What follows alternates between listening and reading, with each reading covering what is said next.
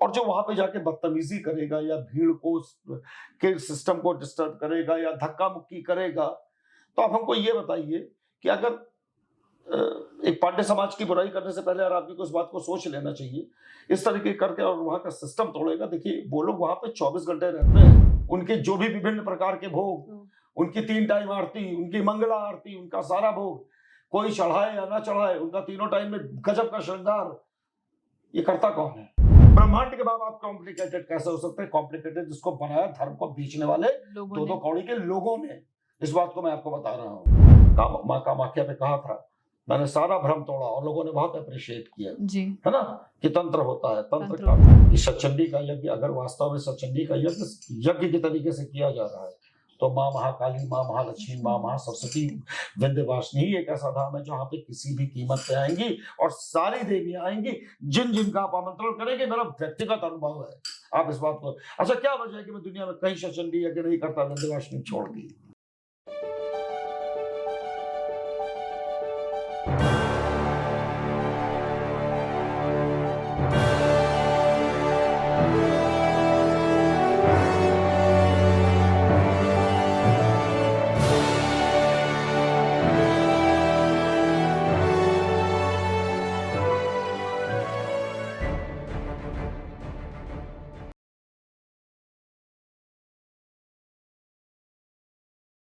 नमस्कार, welcome to another brand new episode of ask official. आज एक बार फिर से हम आए हैं आचार्य जी के साथ चर्चा करने। प्रथम भैया को नमस्कार करूंगी, दंडवत प्रणाम करूंगी। खूब खुश रही छोटी बहन। क्योंकि हम ये नया पॉडकास्ट लेकर आए आपके सामने और आज हम ये हमारे लिए और आचार्य जी दोनों के लिए बहुत खास है, क्योंकि इनका जीवन ही माँ विंध्यवासिनी से शुरू हुआ है। ये बात तो जी, तो हम चाहेंगे विस्तृत चर्चा करें माँ विंध्यवासिनी के बारे में, थोड़ा जाने पहचाने उनको, माँ है क्या। देखिए, पहली बात तो मैं जी तो मान लीजिए मनुष्य हूँ, देवी देवता यक्ष किन्नर कोई भी इस कैपेसिटी में नहीं है, इस बात को जान लीजिए, जो माँ विंध्यवासिनी का वर्णन शब्दों में कर पाए। मतलब मैं तो चलिए मान लीजिए इंसान हूँ, मेरी तो कोई कैपेसिटी नहीं है, मैं यक्षों की, किन्नरों की, गंधर्वों की, देवताओं की जो रहे, क्योंकि कोई ऐसा है ही नहीं, ऋषि मुनि कोई भी कोई ऐसा है ही नहीं है कि मतलब जो शब्दों में माँ विंध्यवासिनी का वर्णन कर पाए। सबसे पहले तो माँ विंध्यवासिनी के श्री चरणों में मैं अपना कोटि कोटि कोटि नमन, कोटि कोटि कोटि चरण स्पर्श और संपूर्ण अस्तित्व समर्पित करता हूँ। ये हमारा बड़ा सौभाग्य है कि हम लोग पहली बात तो पूर्वी उत्तर प्रदेश के रहने वाले हैं, तो और वहाँ पे जितना भी मुंडन संस्कार वगैरह जो भी होता है वो माँ विंध्यवासिनी में होता है। तो मान लीजिए हम लोग भी चूंकि पूर्वांचल के हैं, तो मेरा भी मुंडन संस्कार वही हुआ, मेरा स्वयं हुआ, हाँ आपका भी हुआ। लेकिन जहाँ तक बात है मतलब उनसे नजदीकियों की या उनकी कृपा की, तो देखिए 12 वर्ष का था, मैं 63वें वर्ष में हूँ, यानी 51 वर्ष पहले मैं पहली बार माँ विंध्यवासिनी का दर्शन करने अकेले गया था। तो आज तो बड़ा मॉडिफाइड हो गया, अभी तो 2-3 साल पहले अभी योगी जी ने उसको बड़ा सब एकदम और मॉडिफाई कर दिया। लेकिन जिस वक्त मैं पहले गया था तो शाम को 7 बजे के बाद जी वहां कोई आता जाता नहीं था और बड़ा सन्नाटा भी था। जो आज बहुत अच्छे होटल्स बन चुके हैं, अब बिग शॉप्स बन चुके हैं, एक्चुअली होटल्स बन चुके हैं।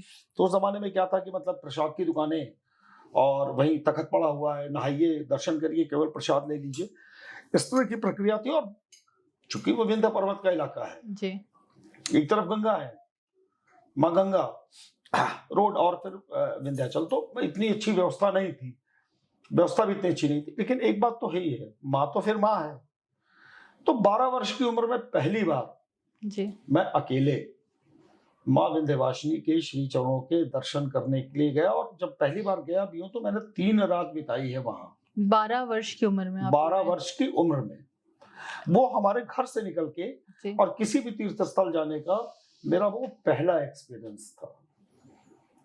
तो ये ऑल अलोन, कोई साथ नहीं? कोई अलोन नहीं, घर में बड़ा मतलब माता जी तो कि माएँ होती हैं जी, उन लोगों को, उनको ही लगता था कि भी छोटा सा बच्चा आ जाएगा। बाबूजी से भी उन्होंने, हमारे पिताजी से भी कहा कि छोटा सा है, वहाँ खो जाएगा, वो जंगल है, वटेवर जो माएँ कहती हैं। जी लेकिन मैं धन्यवाद देता हूँ अपने पिताजी को भी, मतलब उनको शायद बहुत कॉन्फिडेंस था मुझ पे। उन्होंने कहा कि नहीं अगर ये जाना चाहता है तो कहीं और जाने की बात तो कर नहीं रहा है, जी भाई जाने की बात तो कर रहा है, मतलब माँ विंध्यवासिनी धाम। तो उन्होंने कहा जाओ, तो एक बड़ा सपोर्ट भी उनका मिला। और कुल मिला के मैं ये मान के चलता हूँ कि देखिए वो सारा खेल उनका है। वो चाहती थी कि मैं आऊँ, जी तो कोई एक व्यक्ति तो हमारा पक्ष ले ही रहा होता, हमारे पिताजी ने ले लिया। जी तो मैं पहली बार माँ विंध्यवासिनी के धाम गया और 12 साल की उम्र में। अभी तो मैं जरा सा पिछले 4-5 साल से मैं खुद इस बात को एक्सेप्ट करता हूँ, जैसा महीना 2 महीना 3 महीना लग जाता है वहां जाने में। लेकिन चूंकि मेरा पॉडकास्ट विंध्यवासिनी धाम के लोग भी बहुत देखते हैं, तो सबको मालूम है कि एक टाइम में तो महीने में हमारे 15 दिन वहां बीतते थे माँ विंध्यवासिनी। मतलब ये आराम था, रात में घर में बैठे पूजा कर रहे हैं, कॉल आ गई, चल धाम आ जा। तो चौ जाड़ा गर्मी बरसात मैंने कभी देखा नहीं वक्त के साथ। और एक बात आपसे और बता दें,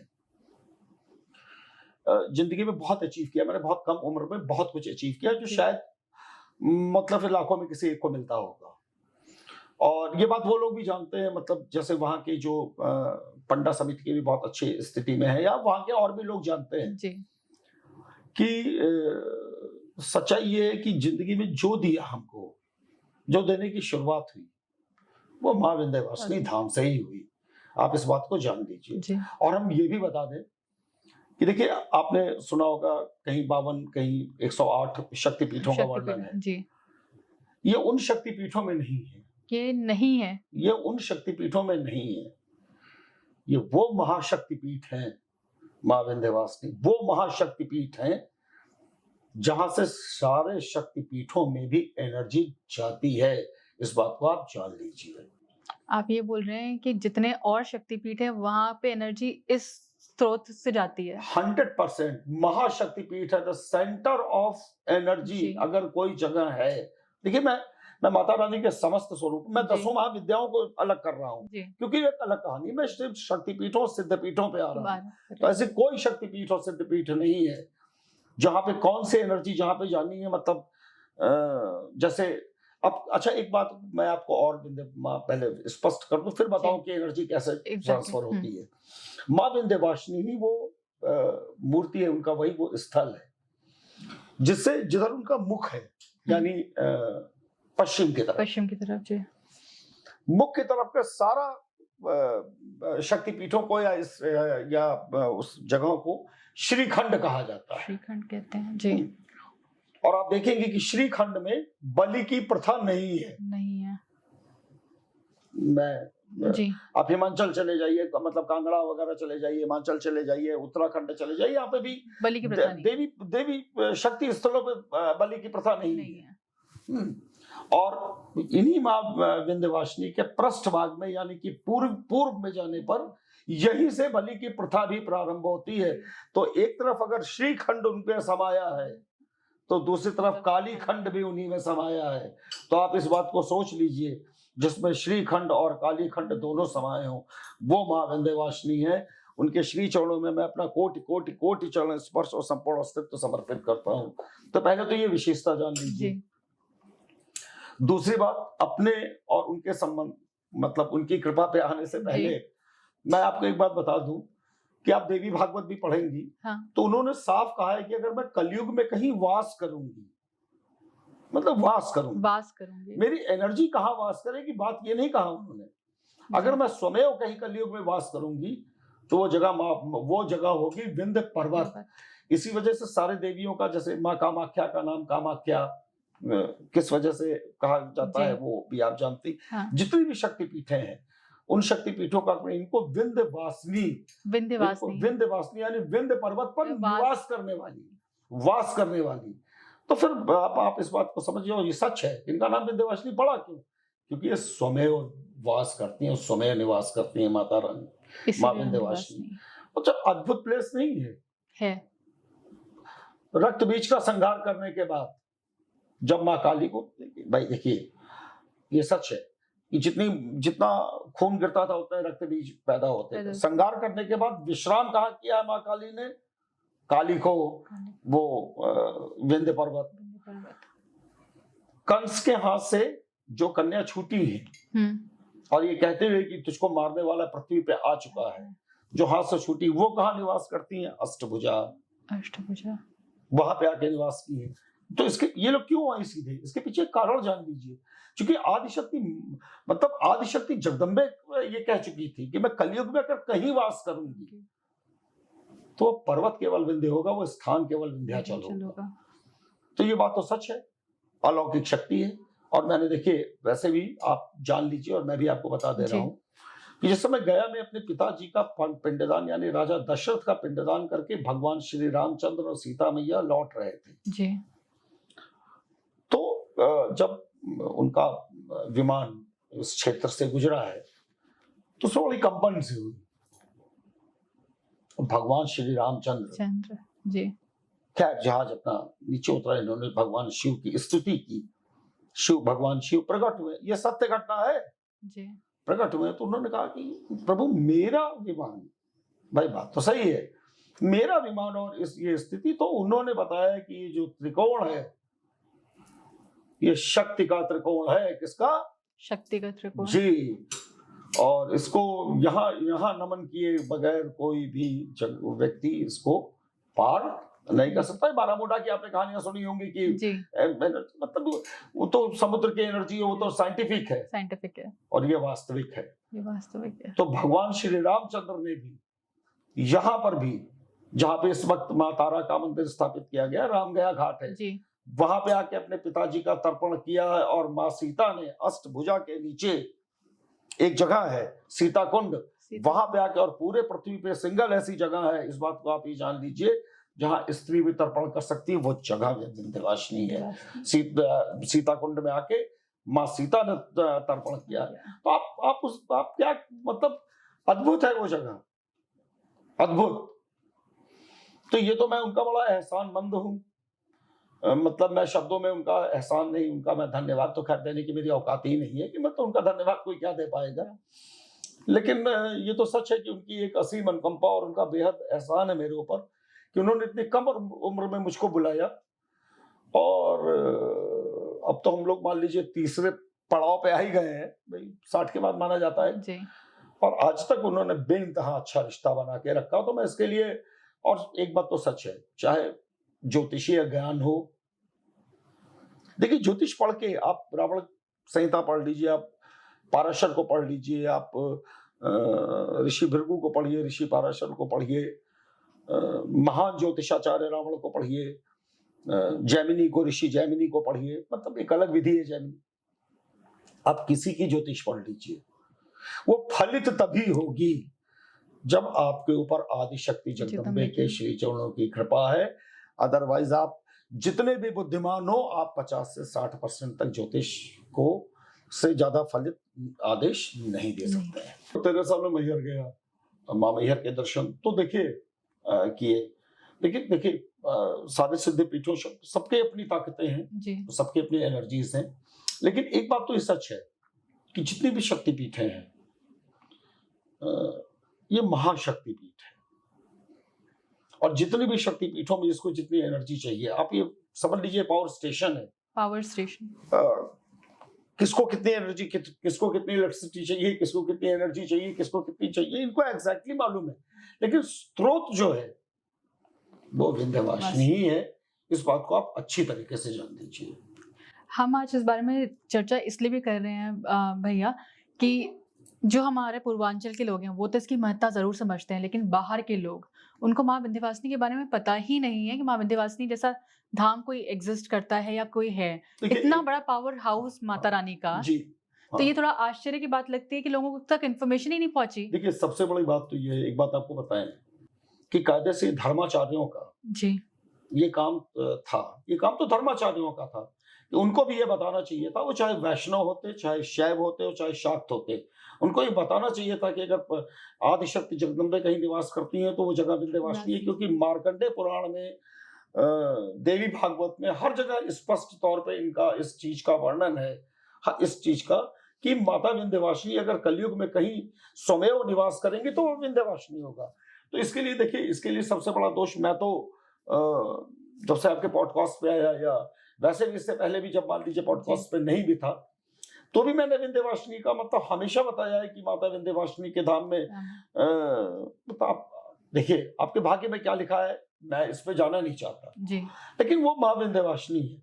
आपके भाग्य में क्या नहीं लिखा है वो भी आप अगर कहीं पृथ्वी पे पा सकते हैं तो उसमें से एक सबसे प्रमुख जगह माँ विंध्यवासिनी है। इस बात को जान लीजिए। सबसे बड़ी बात ये भी है कि बेहद स्वीट मदर है, बेहद स्वीट और बेहद केयरिंग। अच्छा एक बात बताइए, मैंने तो अपने जीवन में सब कुछ त्याग के मैं माँ दुर्गा को बहुत मानता था, ठीक है ये अलग बात है, मैं दर्शन तो भाई करता था जी एक उम्र हो चुकी थी, कई बार दर्शन कर चुका था, लेकिन आखिर क्या वजह है कि माँ दुर्गा ने भी अपने श्री माँ दुर्गे ने अपने श्री चरणों का दर्शन देने के बाद सबसे पहले मुझसे कहा था विंध्याचल में मिली। कहाँ मिल? विंध्याचल में। और भी जगह थी, 52 शक्ति पीठें थी, बहुत सी सिद्ध पीठें थी, बहुत सी और जगहें थी। क्यों? और फिर देखिए हमने वहां जीवन का बहुत वक्त बिताया है। आप जानते हैं मेरा ख्याल है पृथ्वी पे इकलौता स्थल है जहाँ आग भी मणिद्वीप से आके एक से एक संत वहां पे रात्रि पूजा करते हैं जो जमीन से इतने ऊपर बैठ के पूजा करते हैं। और आप वैसे भी अगर आप जाके वहां पूछेंगे, इस समय अजय जी हैं, इससे पहले राजू जी थे, दुनिया में नहीं रहे, कि मैं भी कम से कम वो लोग मुझको जानते हैं कि मैं 20-25 साल से मैं जब भी वहां पे जाता हूँ, वो लोग उससे पहले वाले तो मान लीजिए कुछ नहीं रहे, माता रानी की श्री चरणों में चले गए, लेकिन रात्रि पूजा तो मतलब हम उस उम्र से करते चले आ रहे हैं। पूरी रात 9 बजे बैठेंगे, सुबह मंगला आरती के समय उठेंगे, तो और फिर जो अनुभूति होती है जी आप उसकी कल्पना नहीं कर सकते। इस बात को जान लीजिए। भैया एक इंसिडेंस था जो हम आपसे पहले डिस्कस कर चुके हैं, इस बारे में मैं चाहूंगी आप सभी लोगों को, दर्शकों को बताएं। वो माता रानी का आप दर्शन कराना चाह रहे थे आप अपने किसी बहुत प्रिय मित्र को, जब वो सामने आई आपके। देखिए मेरी बात समझिए, बहुत अच्छे मित्र थे जी थे कुछ आर्थिक संकट से जूझ रहे थे जी, वो भी पॉडकास्ट देखते हो समझ जाएंगे कि मैं उन्हीं की कहानी बता रहा हूँ। एक आध बार मैं उनको अपने साथ विंध्याचल ले भी गया था, 2 बार ले गया था उनको। तो आर्थिक संकट से वो बहुत जूझ रहे थे और फिर उन्होंने मुझसे फाइनली कहा कि मैं तो 7 बार जाके बड़ी पूजा वूजा बड़ा भोग वोग चढ़ाया, भाई मेरा ये काम नहीं हुआ। तो हम धन्यवाद देते हैं, पुनः धन्यवाद देते हैं माता रानी को कि मैंने कहा ठीक है एक बार अवधेश भाई आप चल के कह देते तो माता रानी से प्रार्थना करते थे। खैर मैं गया, एक सिंपल सी प्रक्रिया, 5 दीप वाली प्रक्रिया निपटाई, लौट के आके उनका वो काम जो काफी दिन से वो परेशान थे नहीं वो हो गया। लेकिन मैं आपको एक बात बताऊं, वो क्या एक छोटी सी बच्ची, वहां पे एक माँ काली का मंदिर है कैंपस में, छोटा सा, तो ये माँ विंध्यवासिनी है जो उनका झांकी सामने और इधर राइट साइड को। तो एक छोटी सी बच्ची परिक्रमा कर रही थी, इतनी बड़ी, अद्भुत सौंदर्य। और एक बात समझिए, जिनके श्री चरणों के तलवे चाटते हुए जिंदगी का एक बड़ा पीरियड बीत चुका है, तो आप उनकी एनर्जी पहचानते हैं और मुलाकात होने के बाद आप ठीक से पहचानते हैं। मैंने उस बच्ची का हाथ पकड़ लिया, वो भी मुस्कुराई, मैंने उसको 10 रुपए दिया, उसने 10 रुपए यूं किया करके मेरे को दे दिया, रख लो। मैं ये चाहता था कि जो मेरे साथ गए थे वो भी कम से कम दर्शन कर लें, तो मैंने उनको आवाज दी। पांडे जी हैं वो जी, पांडे जी जरा सा, लेकिन पांडे जी ने सुनी नहीं, जबकि बहुत छोटा कैंपस है, बरामदे में वो खड़े हुए थे जी। नहीं सुना।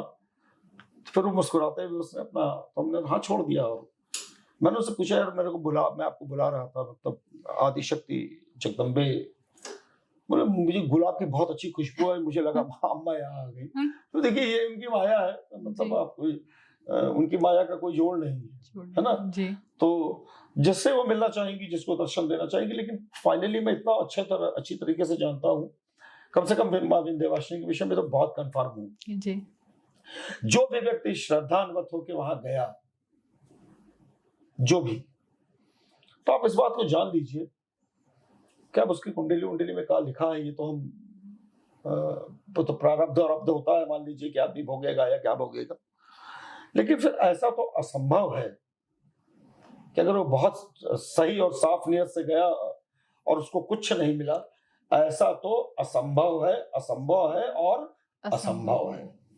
इस बात को जान लीजिए, वो जगह है माँ विंध्यवासिनी। जी भैया, क्योंकि आपने जाने की बात करी, अगर मैं बात करूं ऑल ओवर इंडिया, आप जानते हैं कि क्या सिस्टम चलने लगा है पंडितों का। मतलब उनको लगता है एका अधिकार भगवान पे अब हमारा है, ऐसा सिस्टम बन गया है थोड़ा सा। तो क्या विंध्यवासिनी में भी यही सिस्टम चलता है देखिए जहाँ एक बात, लोग कष्ट पहली बात पाए तो एक बात जाकर? दुनिया जान ले इस बात को, जी किसी भी देवी देवता किसी के बाप की बपौती नहीं है, जी है ना। कोई भी देवी देवता किसी के बाप की बपौती नहीं, जितना वो मेरी है उतना पूरी दुनिया की है। अंतर सिर्फ इतना समझिए कि एक बाप एक माँ बाप के 3 औलाद, जी बड़ा वाला नॉर्मल रहता है, छोटा वाला बदतमीजी करता है या मान लीजिए तवज्जो नहीं देता, बीच वाला, और छोटा वाला उनकी बहुत सेवा करता है। आप हमको ये बताइए, बहुत सेवा समर्पण भाव से सेवा करता है उनकी, हमको आप ये बताइए वो माँ बाप या वो माँ या वो बाप, उन तीनों में से किस बच्चे को सबसे ज्यादा प्यार करेंगे? समर्पण जिसका ज्यादा है। अब सीधी सी बात है, अंतर सिर्फ इतना, सब उनकी संतानें हैं। अब बात ये आप उनको कितना तवज्जो, और एक बात और आपसे बताएं कि यार कभी जरा सा ये भी सोच के आदमी को जाना चाहिए कि उनके श्री चरणों में समर्पण के लिए ये नहीं गए मामा धन दे ही, पुत्र दे ही, फलाना दे दिमाग नहीं, वट एवर। यार कम से कम एक बार उनका अपनी माँ के पास जाओ, एक बार उनको प्रणाम करो, अच्छा लगा माँ आपके श्री चरणों में आके, है, और वहां जरा सा परेशान हो देख लीजिएगा, आपको कहने की जरूरत नहीं पड़ेगी, वो देख लेंगी। उनको भी नहीं मालूम है कौन कितना स्वार्थी है, माँ को नहीं मालूम होता कि उसका लौंडा कौन सा कितना स्वार्थी है और कौन समर्पण भाव से कर रहा है, तो उनको नहीं मालूम होगा वो आदिशक्ति जगदम्बा पूरे ब्रह्मांड की माँ है। तो कोई ये ना समझे कि उनको कोई स्टोरी बता के आ पाएगा, लेकिन ये सच है, बहुत सॉफ्ट है, बहुत सोफिस्टिकेटेड है और बहुत ही प्यारे, बहुत केयरिंग है। मतलब हम माता विंध्यवासिनी के विषय में शब्दों में बयान नहीं कर सकते, इस बात को जान लीजिए। क्योंकि भैया मैंने बात करी पंडों के बारे में स्पेसिफिकली, तो बहुत सारी स्टोरियां सुनने में आती हैं, पहले भी आती थी, अभी भी आती हैं। तो हर अलग अलग जगह की बात कर रही हूँ मैं, खाली विंध्यवासिनी की बात नहीं कर रही हूँ, लेकिन क्या विंध्यवासिनी में भी सेम चीज होती है ऐसी? अच्छा एक बात बताइए, मैं आपको एक बात पूछ रहा हूँ, मैं पांड्य समाज पे आ रहा हूँ जी, विंध्यवासिनी धाम के पंडा समाज पे आ जी। रहा हूँ, है ना। बड़े सवाल देखते हैं, हमने भी कई वीडियोस देखे, ये देखे वो देखे, फलाना देखे ढिमाका देखे। छोटा सा कंपाउंड है जी, छोटा सा कंपाउंड है, कोई भी घटना अगर वहां पे घटित होती है, कोई दुर्घटना अगर घटित होती है, तो वो बोझ किस पे जाएगा? पांड्य समाज पे जाएगा, है ना। दर्शन करने वालों की जब हजारों लाखों की भीड़ होती है, हजारों लाखों की भीड़ होती है नवरात्र वगैरह में, तो वैसे भी बहुत भीड़ होती है, वैसे भी भीड़ होती है। आप हमको एक बात बताइए, उनको सिस्टम से दर्शन कराने का काम पांड्य समाज का, और जो वहां पे जाके बदतमीजी करेगा या भीड़ को के सिस्टम को डिस्टर्ब करेगा या धक्का मुक्की करेगा, तो आप हमको ये बताइए कि अगर एक पांड्य समाज की बुराई करने से पहले हर आदमी को इस बात को सोच लेना चाहिए, इस तरीके करके और वहां का सिस्टम तोड़ेगा। देखिए वो लोग वहां पे 24 घंटे रहते हैं, और ये माता रानी का ही श्री चरणों का आशीर्वाद है, माँ विंध्यवासिनी की कृपा ही है ना कि वो लोग वहां पे पैदा हुए और 24 घंटा सेवा का मौका मिलता है। तो जो माता के दर्शन पूजा और तरीकों में असुविधा उत्पन्न करेगा, उसके साथ कैसा व्यवहार किया जाना चाहिए? ऐसे ही रहना चाहिए। तो क्या गलत करता है पांड्य समाज? अगर मान लीजिए, ठीक है, मैं भी जानता हूं कि एक तमाचा मार के बाहर कर दिया गया, या मान लीजिए कोई इस तरह घटना हुई, तो घटनाओं के पीछे के कारण पे भी तो जानिए ना कि क्यों ये घटनाएं हुई। अगर मान लीजिए, कई बार देखा, अपने आंखों से देखा, पांड्य समाज ने टोका भी ठीक से रहो, पांड्य समाज से बढ़ गए। लोगों को लगता है कि भाई हम हैं। नहीं, तो देखिए एक बात को समझिए, वहां के मैनेजमेंट का जिम्मा है उनके जिम्मे, है ना। कोई भी वहां पे दुर्घटना होती है तो सबसे पहले फंसेगा कौन? पांड्य समाज। इतनी भारी भीड़ को इकट्ठा करना उस छोटे से प्रांगण में, दर्शन कराना, तरीका बताना, मंत्रों को पढ़ना। बेचारे एक बात तो आप उनका ये भी तो देखिए कि जो लोग अंदर बैठते हैं, जिनकी भी ड्यूटी अंदर लगती है, वो लगातार मंत्रों का जाप करते रहते हैं। सबको, जो लोग दर्शन कराने जाते हैं, वो भी मंत्रों का जाप करते रहते हैं। आप हमको एक बात बताइए, आप सिस्टम को तोड़ दीजिएगा, जवाब तो पांड्य समाज को देना पड़ेगा ना। ये बात सत्य है। तो आप तमीज से रहिए। अच्छा एक बात बताइए, मैं तो 12 साल से और 63 साल का हो गया जाते हुए, कई पीढ़ियां बदल गई दर्शन कराने वाले को हमको, है। अब हमको एक बात बताइए, आज तक मेरे साथ किसी को कोई दरबार नहीं। ठीक है, मैं आज आचार्य उदयशु दुनिया जानती है, या मान लीजिए अब तो 25-30 साल से लोग जानते हैं कि भाई आते हैं, रात्रि पूजा करते हैं, सारा पांड्य समाज जानता है ना। वो एक अलग बात है। उससे पहले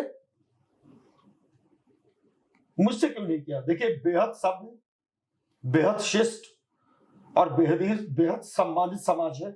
मैं पांडे समाज की वहां की बहुत इज्जत करता हूँ, है जिस विधि विधान तौर तरीके से वो लोग पूजा करते हैं। अच्छा एक बात बताइए, माँ का तीनों समय श्रृंगार, उनके जो भी विभिन्न प्रकार के भोग, उनकी 3 टाइम आरती, उनकी मंगला आरती, उनका सारा भोग, कोई चढ़ाए या ना चढ़ाए, उनका तीनों टाइम में गजब का श्रृंगार, ये करता कौन है?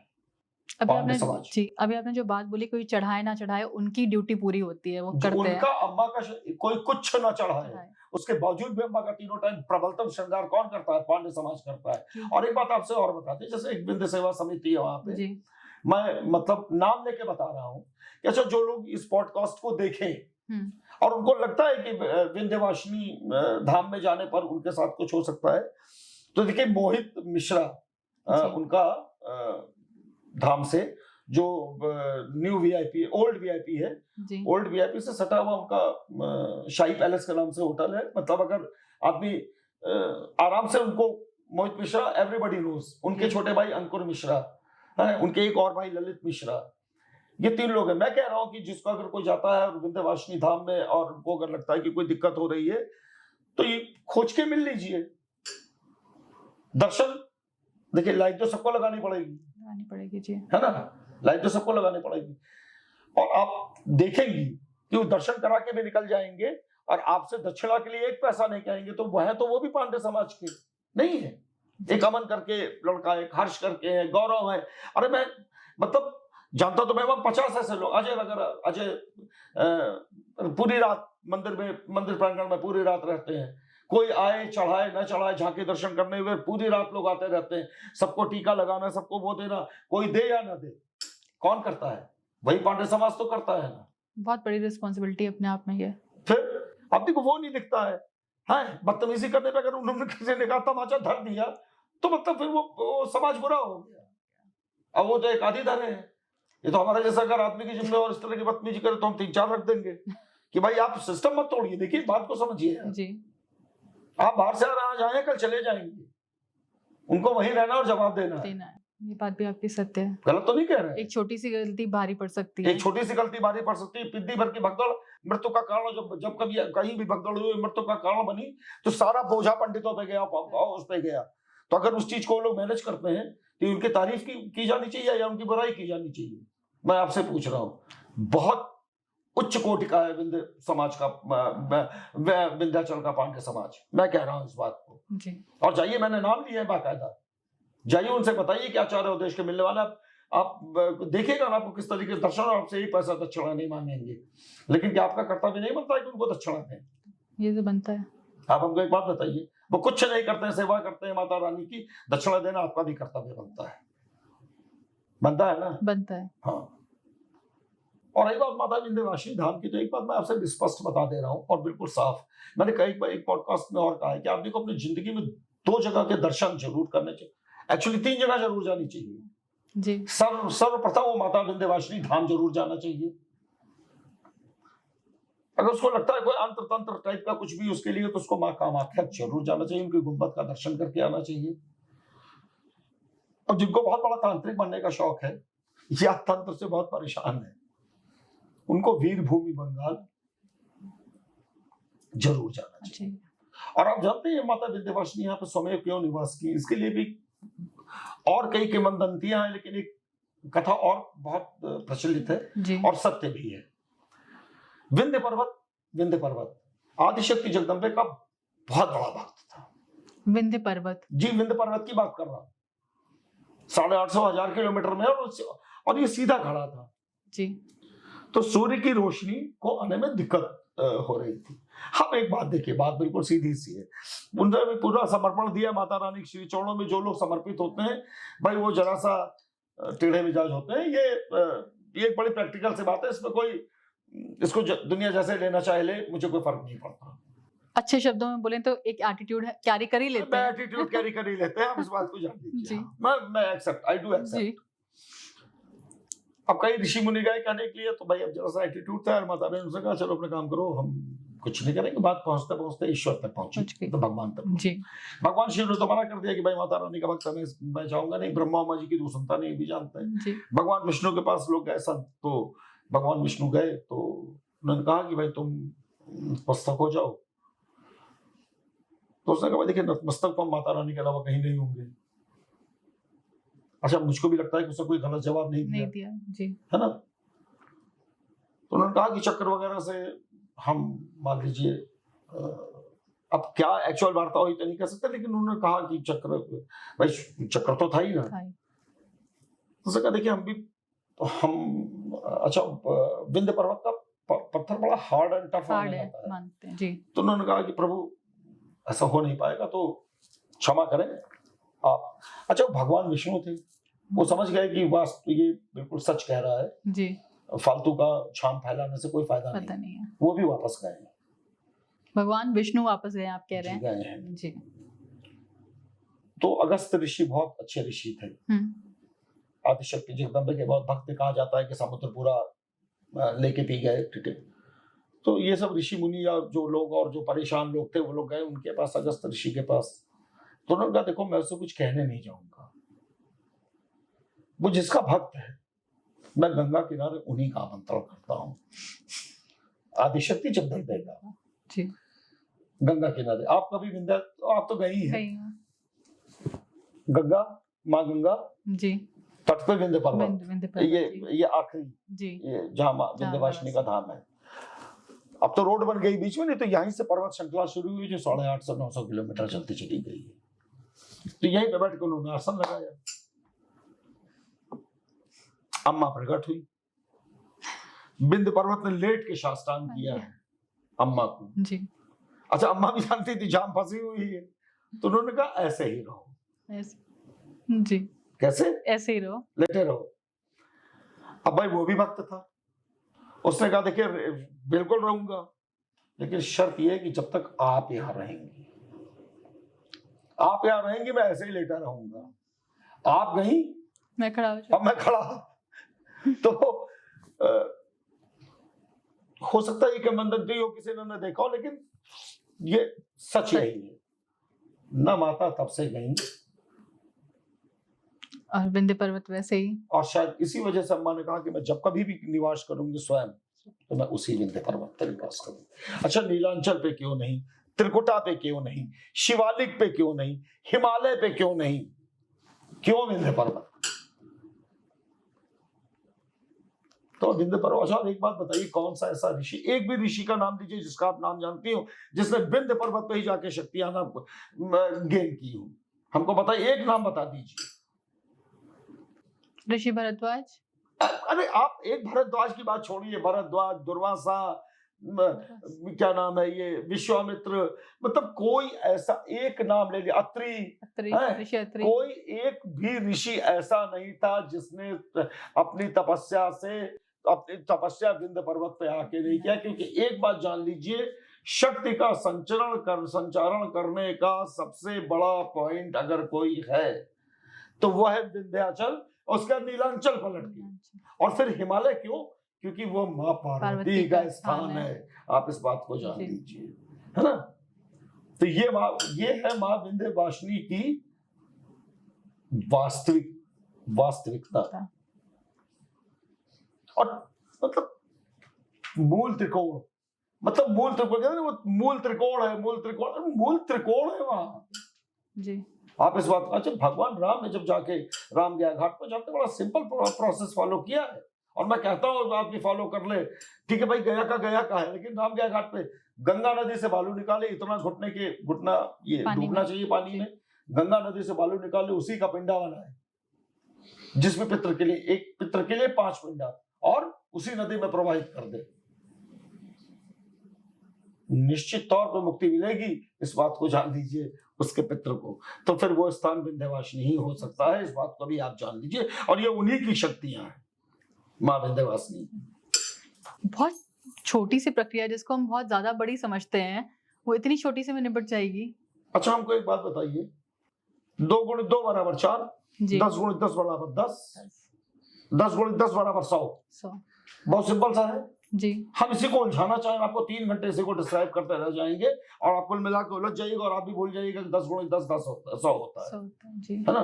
देखिए एक बात बता दें आपसे, आपको ईश्वर, अच्छा हम लोगों के माँ बाप हम लोगों के लिए कॉम्प्लिकेटेड है? नहीं, है ना, एकदम नहीं। यार हम लोगों के माँ बाप, वो ओरिजिनल ब्रह्मांड के माँ बाप कॉम्प्लिकेटेड कैसे हो सकते हैं? कॉम्प्लिकेटेड जिसको बनाया धर्म को बेचने वाले लोगों दो ने। कौड़ी के लोगों ने। इस बात को मैं आपको बता रहा हूं। सिंपल आपका। अच्छा एक बात बताइए, 27 बार नाम लेता, मैं कहता हूं वामा के पास कुछ नहीं आता था, जो आपने अपना नाम ना लिख पाता हो। माँ बुलाता था, केवल माँ बुलाता था और माँ तारा चली जाती थी। 10 महाविद्याओं की स्ट्रॉन्गेस्ट देवी है, वो क्या था? क्योंकि किसी झाम में नहीं फंसे। यहां तो पैदा होते इतने झाम बता दिए जाते हैं, इतने झाम में उलझा दिया जाता है, समझ गए, कि आदमी वास्तविकता से दूर हो जाता है, ईश्वर के नजदीक रह नहीं पाता। क्या ये सच नहीं है? सच है। एक्चुअली यही सच है। आप, मेरा ये मानना है, जिसको भी विंध्यवासिनी जाना हो या किसी भी शक्तिपीठ जाना हो या भगवान शिव के स्थल पे जाना हो, आपका स्वयं का श्रद्धा और समर्पण होना चाहिए। कोई, मैं एक बार कलकत्ता गया जी, है, मैं काली का दर्शन करने के लिए। उस पंडित ने, मैंने उससे कहा चल निकल गया, तू छोड़ मुझको। नहीं तो 150 के चक्कर में, 100 200 500 के चक्कर में दे देंगे। जानती हो मंत्र क्या पढ़ रहा था? ओम जयंती मंगला काली भद्र काली कपालिनी दुर्गा शिवा क्षमा धात्री स्वाहा स्वधा नमोस्तुते। अभी ममता बनर्जी ने भी यही मंत्र पढ़ा है। आप हमको एक बार बताइए, क्या ये सत्य मंत्र है? मंत्र दुर्गा क्षमा शिवा धात्री, और दुर्गा शिवा क्षमा धात्री पढ़ रहा था। अब हमको ये बताइए, वो आपका क्या भला कर पाएगा जिसको एक मंत्र पढ़ने की तमीज नहीं है? आप विंध्यवासिनी के पंडों का देखिए ना, पांडे समाज के लोगों का कितना शुद्ध, और जो मंत्र पढ़ेंगे बिल्कुल neat and clean, fresh and fair. Sanskrit का उच्चारण उनका बहुत शुद्ध होता है। संस्कृत का उच्चारण एक सबसे बड़ा वहां का एक मंत्र ही है, जय मां दुर्गे, जय मां तारा, दयामयी कल्याण करो। क्या? जय मां दुर्गा, जय मां तारा, दयामयी कल्याण करो, है ना? एक बार देखिए, मेरा ये मानना है, एक बहुत सिंपल तरीका बता रहा हूं मैं, लोग बहुत झाम में ना फंसे जी। ना। मैंने बता दिया कि अगर दर्शन में आपको दिक्कत हो रही है तो आप मोहित मिश्रा जी से मिल लीजिए, अंकुर मिश्रा जी से मिल लीजिए, उनके भाई ललित से मिल लीजिए। शाही पैलेस उनका होटल है बस। फिर ओल्ड वीआईपी से 4 कर, किसी से विंध्यवासिनी धाम में नाम पूछेंगे, वो बता देंगे लोगों का। जाके मेरा रेफरेंस दे दे, और देखिएगा किस तरीके से, कितने भव्यता से दर्शन होता है। और भी जैसे वहां पे बहुत यंग बच्चे हैं, अमन करके एक है, गौरव है, मतलब गौरव के पिताजी तो वो माँ अष्टभुजा परिवार वाले अष्टभुजा के मुख्य पुजारी हैं। ये लोग यहाँ से के मुख्य पुजारी परिवार से जुड़े हैं। आप देखिए, आप उनसे सॉफ्ट व्यवहार करिएगा, वो आपसे करेंगे, है ना? और बाकी तो देखिए, वो हम सच्चाई तो ये है कि वहां का पांडे समाज हम लोगों से ज्यादा सक्षम तो है ही है, क्योंकि माँ विंध्यवासिनी उनको अपने धाम के इर्द गिर्द रखती हैं। ये बात है ना? इतनी कृपा कर रही है कि उसी प्रांगण में आप कभी गौर करिएगा, विंध्य का इलाका पहाड़ का इलाका है। एक पार्टिकुलर विंध्याचल का, हर विंध्याचल के 90 पर 95, हाँ देखिए कुछ एक है ऐसे, कुछ एक ऐसे है। मैं भी एक ऐसे व्यक्ति को जानता हूँ जो शराबी है और जिसने पूरे पांडे समाज की बेइज्जती कर रखी थी। मैं जानता हूँ ऐसे व्यक्ति को, मैं भी जानता हूँ। लेकिन देखिए, एक्सेप्शन तो हर जगह है, हर फील्ड में। बाकी समाज वहां का भव्यतम समाज है। आप क्या बात करती हैं?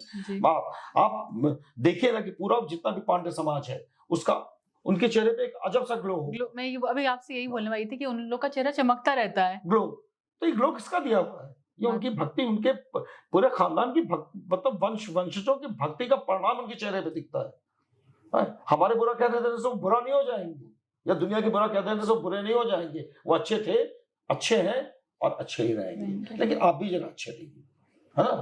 और रही बात माता विंध्यवासिनी धाम की, तो देखिए मैं एक बात स्पष्ट बता दूं, 5 दीपक दीजिए। अगर मान लिया आप कुछ नहीं कर सकते जी, आप जाइए, झांकी दर्शन करिए, ठीक है, तो बहुत भीड़ मत करिए, झांकी दर्शन करिए। 5 दीपक आप माता रानी को दीजिए, एक धूप दे दीजिए, जाली रखिए, हाथ लगा के अंदर रख दीजिए, बाहर रख दीजिए, और कहीं भी बैठ के ओम श्री विंध्यवासिनी देव्य नमः का 27 बार नाम पढ़ लीजिए, एक माला पढ़ लीजिए, बहुत ही बड़ी बात है। 27 बार नाम जाप करिए, फिर उठिए, साष्टांग करिए और चले आइए, अपनी दिल की व्यथा उनसे कह के, और 9 महीना वेट कर लीजिए, 3 महीने से 9 महीना जी। मैं ये तो देखिए, अब मैं ये तो नहीं कहता कि आपको महाराजा बन जाएंगे, मतलब अंबानी हो जाएंगे, लेकिन ये भी बात सही है कि चाहे जो भी परेशानी उसका विनाश होकर रहेगा, ये अकाट्य सत्य है। और ये शक्तियां हैं माँ, मैंने देखिए माँ तारा, माँ कामाख्या पे कहा था, मैंने सारा भ्रम तोड़ा और लोगों ने बहुत अप्रिशिएट किया, जी, है ना, कि तंत्र होता है, तंत्र तंत्र का। होता है। तो मैं विंध्यवासिनी और माँ विंध्यवासिनी, देखिए मैं माँ तारा तो बहुत लेट गया हूँ, जी, 50-51 साल का अनुभव है माँ विंध्यवासिनी का। जी। और एक बात आपसे और बता दूं, मैं भी इंसान ही था, जो माँ विंध्यवासिनी ने दे दिया ना, जो जिंदगी में जो भी मिला कहां से, मूल है माँ विंध्यवासिनी मेरी जीवन की, मूल तो दिया उन्होंने ही। और फिर इतना दे दिया, इतना पाने में आदमी को कई जन्म लग जाते हैं, ये भी मैं आपको बता देता हूँ। क्यों? ये देखिए, मैं बिना समर्पण के पूजा नहीं करता, और उनको अच्छी तरीके से मालूम है कि किसको क्या देना चाहिए और कितना देना चाहिए। तो आज आपने देखिए, मैं आपका धन्यवाद देता हूँ अपर्णा बहन, कि आज आपने उस विषय पे बात की। मतलब शायद जो मेरी जिंदगी का, मतलब मुझे अगर आचार्य अवधेश बनाने वाली कौन है, तो आदिशक्ति जगदम्बे, माँ विंध्यवासिनी। मतलब मैं शब्दों में उनके श्री चरणों, मतलब सिर्फ इतना कह सकता हूँ कि मेरा संपूर्ण अस्तित्व उनके श्री चरणों में समर्पित है। बाकी माँ विंध्यवासिनी तो माँ विंध्यवासिनी है, मौका देती है मुझको भी। देखिए, हर वर्ष पे या 2 वर्ष पे भव्य वहां पे सत्चंडी करता हूँ, मतलब 1 महीना 28-29 दिन लगता है, मैं भव्यतम करता हूँ। और एक बात समझिए, फिर जिन भक्तों के लिए या जो लोग वहां मौजूद रहते हैं, ऐसा कोई नहीं है जिसने उसका एक बड़ा एडवांटेज ना पाया, भाग्य से हट के जी। तो फिर ये माता विंध्यवासिनी ही दे सकती हैं, इस बात को जान लीजिए। क्योंकि अभी आपने सत्चंडी यज्ञ की बात करी, मैं चाहूंगी दर्शकों से एक छोटा सा इंसिडेंस जो हम सबको पता है आपके यज्ञ का, वो शेयर कर सकें तो। देखिए, छोटा क्या, मैं बहुत बड़ा इंसिडेंस था, छोटा तो नहीं कह सकती उसको मैं। समझिए, वो शिल्पिता जी के परिवार ने उसमें काफी बड़ी अहम भूमिका निभाई थी। बंगाल से आए थे अशोक मंडल जी, शिल्पिता उनकी बेटी, हमारी भी बेटी है वो, उसका हस्बैंड रोहित की पूरी फैमिली,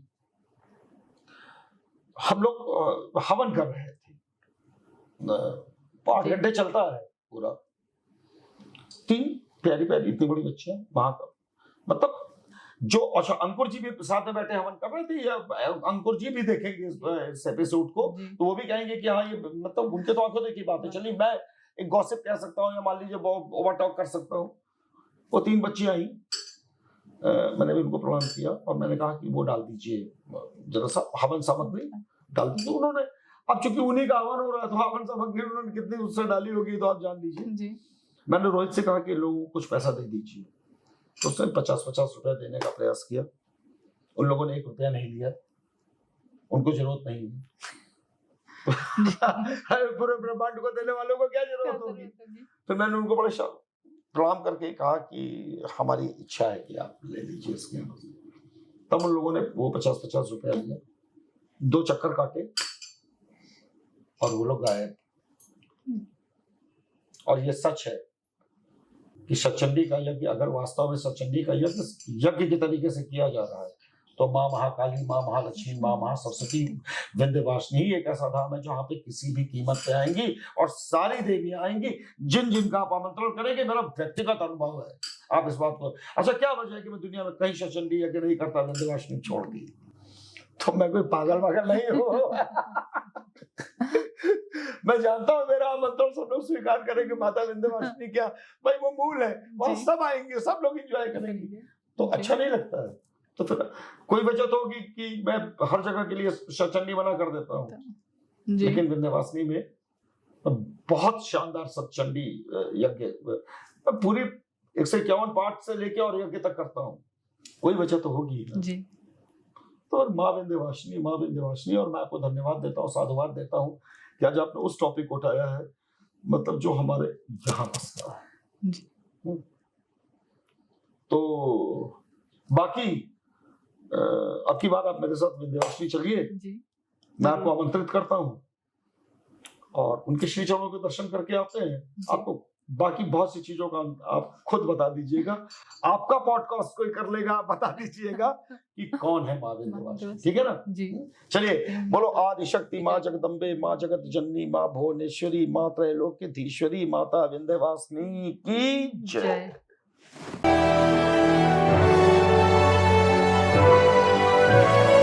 ASKofficials.com